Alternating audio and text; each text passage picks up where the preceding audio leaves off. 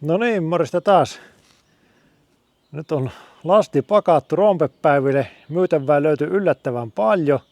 En tiedä mistä sitä aina missä ne on ollut, jos näin paljon on tavallaan turhaa itselle. Mutta varastoja vähän tuossa kävin läpi, niin naureskelin tuossa, että perhän, että alkaa kärrin rengas jo pikkusen olla liittana, mutta onneksi ei ole pitkä matka. Siellä on nyt kaikenlaista. Teltta on mukana, pöytiä on mukana, vähän evästä ja jotta myytävää tuotettakin haalittu nyt iteltä ja joitakin saatu vähän muiltakin, niin katsotaan miten se kauppa käy. Nyt on perjantai, niin me vien kärrin sinne paikoille tänään. Siellä on jo kuulemma joitakin myyjiä ollut tuossa jo iltapäivällä paikoilla, ensimmäiset innokkaat. Sillä vien tänään, kun huomenna ei ole käytössä auto, missä on koukku, niin pitää tänään viedä kärri nyt siihen omalle myyntipisteelle ja huomenna sitten aikaisin painaa paikan päälle ennen kuin ihmiset pääsee alueelle, niin yrittää saada myyntikojun edustuskunto ja kamat esille. Ja pitää vähän pölyjä pyyhkiä sun muuta, kun ei nyt ole kerin, on vaan mättänyt kyyttin. Jes, katsotaan kun päästään pelipaikoille. On vähän eri tavalla porukkaa onneksi tälle illalla, mutta kyllähän täällä on jo tosissaan myyjiä paikalle tullut.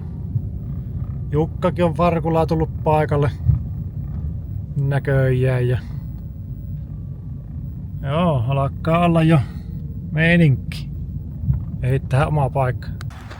Voin kottikärri ostaa.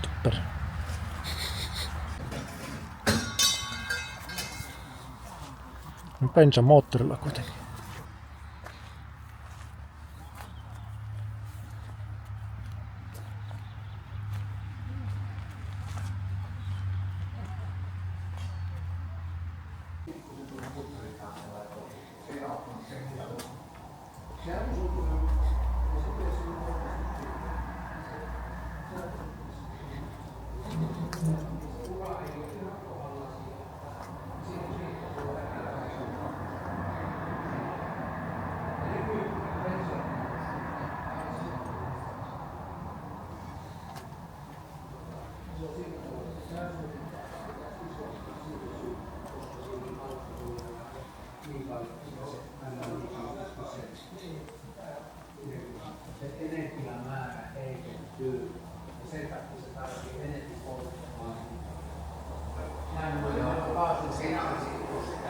Jos minulla olisi joskus traktori, niin se olisi kyllä Volvo.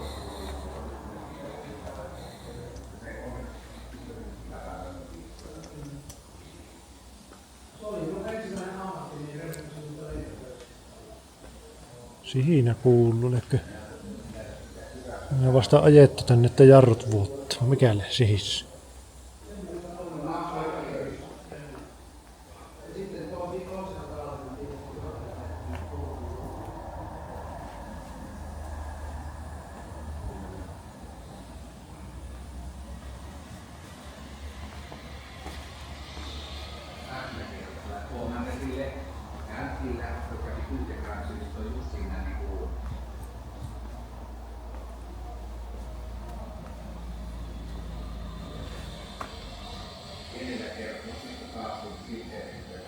Se pitää olla silleen säädetty se suuri koko.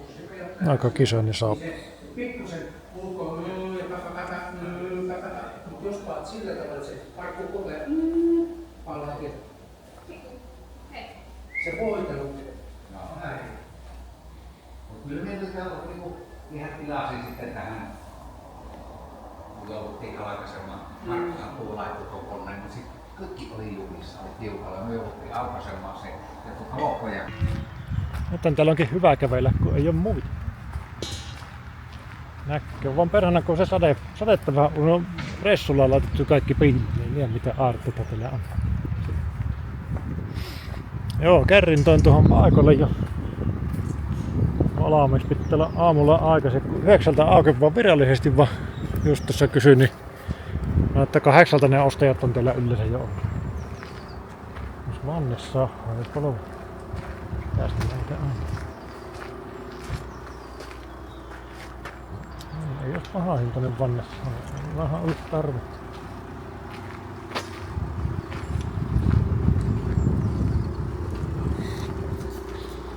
No, toivottaa hyviä kauppoja. Katsotaan huomenna. Alkaa olla kello pykälässä. Kohta 9. Just sain kamat jollain laitettu ja vesisakkin loppu, niin jospa se tästä ruppes kaupanteko pikkuhiljaa eteen lähtenyt. Porukkaa pyörii jo alueella ihan jonkun verran. Varmasti tuo aamunen vesisade vähän rauhoitti, mutta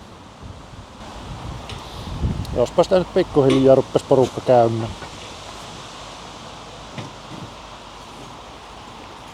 Katsotaan miten kauppa käy. Toivottavasti jonkun verran. Tässä on vähän timelapsea lauantailta. Kyllä siinä porukkaa niin kuin ihan hyvin pyöriä, jotta pientä kauppakin saa aikaan.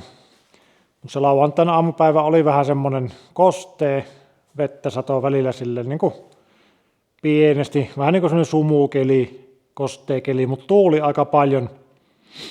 Meinas niin kuin pöydältäkin tavarat kastu, kun se tuli se sade niin kuin sitä teltan sisäpuolelle tuulen mukana. Ja pari kertaa meinas telttakin lähteä, piti sitten sitto ihan tuohon kärriin kiinni kunnolla, kun se aina välillä tuli semmoisia tuulenpuuskia.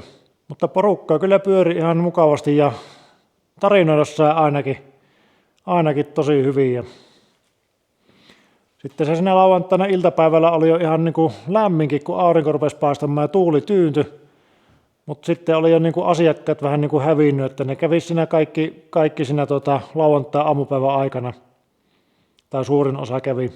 Et sanoiko ne, että noin 2000 lippua möivät niin kuin lauantaina. Et kyllä siinä sitä porukkaa niin kuin pyöri. Muuta videomateriaalia ei valitettavasti enää itse rompepäivältä ole. Meillä niin kuin meni käet niin täytteen siinä kojulla tarinoidessa ja kauppaa tehdessä, että ihan niin kuin unohtui täysin kamerat. Että tuo timelapse kuvasi mitä kuvasi, kunnes akku loppui ja siihen loppui niin kuin materiaali sieltä, että loppusilaus on nyt täältä takaisin kotihallista. Volvo-remontin ääreltä taas vaihteeksi. Huomattavasti vähemmän siinä oli porukkaa sunnuntaina, mutta ihan silleen tasaisesti kuitenkin koko ajan, että taas sai niin kuin rupatella niitä näitä siinä kaupanteon yhteydessä, niin ihan mukava sellainen sosiaalinen viikonloppu oli kyllä sen puolesta, että jonkun kerran kävitte katsojatkin moikkaamassa, että ihan mukava oli niin kuin iskeä tarina myös teidän kanssa. Ja jostain syystä niin useampikin luuli, että me niin kuin vaikutan Lieksassa, mikä tuli itselle vähän niin kuin yllätyksenä, että mistä se on lähtösi, mutta tässä ihan Joensuun kylässä vaikutan, että tämä Ylämylly rompepäivät oli niin kuin hyvinkin tämmöinen kotirompepäivät, että ei ole monta kilometriä loppukässä sitten meikäläiseltä siihen paikalle. Mutta se vähän niin kuin yllätti, että mistä on niin kuin semmoisen kuvan saanut, että en tiedä, mutta ihan hauska oli rupatella. Mitään isompaa ei mennyt kaupaksi valitettavasti, että kärri oli aika täynnä myös kotimatkalla, mutta jotakin pientä semmoista siinä meni, että mutta sitä tuossa mietin, että vaikka myyntituloja ei hirveästi tullutkaan, niin sinällään se oli jo voitto, että itse ei ollut nyt ostamassa, että sehän voi laskea siihen plussan puolelle, että ei ollut tuhlaamassa rahoja vaan lähinnä toisinpäin. Niin. Mutta ihan hauska viikonloppu. Tässä on nyt videota tullut vähän harvakselta, kun on ollut kaikkea semmoista tylsää, niin ei ole käynyt kuvata. Nytkin on tämä punaisen 200 katsastus on jo mennyt myöhäiseksi. Ja tässä tutkin, niin toinen alapallo oli mennyt, niin kuin kumirevennyt, niin sen vaihon tarvikeosan sinne. Tuo on nopea homma. Mutta sitten tämä vähän ikävämpi homma, niin tässä näkyy roiskelepän yläpuolella semmoinen niin kuin 2 sormen kokoinen reikä, että siinä pitää paikata. Roiskeläppähän tässä niin kuin peittää aika hyvin. Ja kurkattaan tältä toiselta puolelta, niin tässä on pienoinen tämmöinen suunnitteluvika. Eli tuo tasku täynnä hiekkaa, niin kuin tälläkin puolella, ja oli myös tuo toinen puoli. Niin tästä kun rupesi kaivamaan, niin eihän tällä niin kuin peltti ollut kuin hiekkaa. Sitten ihan älyttömästi on korimassa niin kuin tällä ulkopuolella ja sisäpuolella Niin sitä oli niin kuin monen sentin paksuinen kerros. Ihan niin kuin alkuperäistä tehtaan laittamaa massaa. Mutta ne kun sitä kapi pois,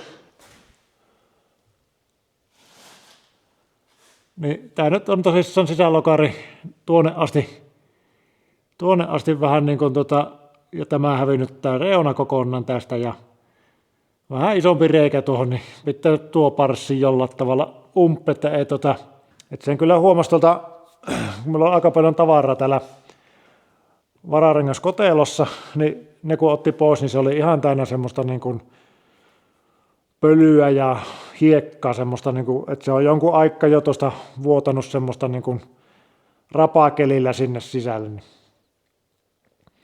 Mutta muuten ei pitäisi tässä nyt olla katsastuksen ihmeitä kuin tuo ja pallonivel on laitettu.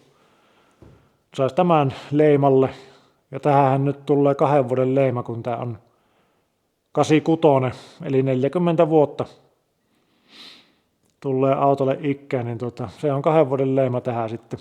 Kun isä vähän tuossa kaippali auto, missä vetokoukku, niin että no tämähän se jouttaa, mutta luultavasti nyt laitan tämän sitten eteenpäin tässä jossain vaiheessa.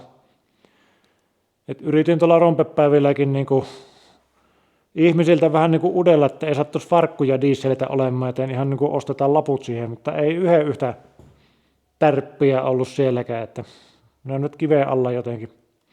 Mutta voisin vaihtaa tämän siis niinku dieselifarmariin. Tai jos ihan vaan joku haluaa myyvä suoralla kaupalla, niin laittakaa myös viestiä, että sekin kiinnostaisi, että kyllähän tämän saapi myyttyä sitten niin kuin jollekin muullekin. Mutta joo, sitten tässä on tulossa viikon parin päästä Vesijärven ympäriajo, eli mopotapahtuma. Niin sinne olisi tarkoitus lähteä tunturilla vetämään se järvi yli, eli Lahden kuppessa. Siellä on se on ilmeisesti aika suosittu ollut, että onko siellä nyt ollut jopa niin kuin satoja mopoja, vanhoja mopoja siellä ajamassa. Että reilu 100 kilometriä. Voisi ottaa kamerat mukaan ja yrittää kuvata vähän ahkerammin. Ja sitten on myös tuossa kesäkuussa niin tuo Suomen Volvo-kerhon kesäkokoontuminen Tammelassa. Niin sinne olisi tarkoitus lähteä sillä Jukan farkulla käymään ja siellä on aika paljon tulossa autoja.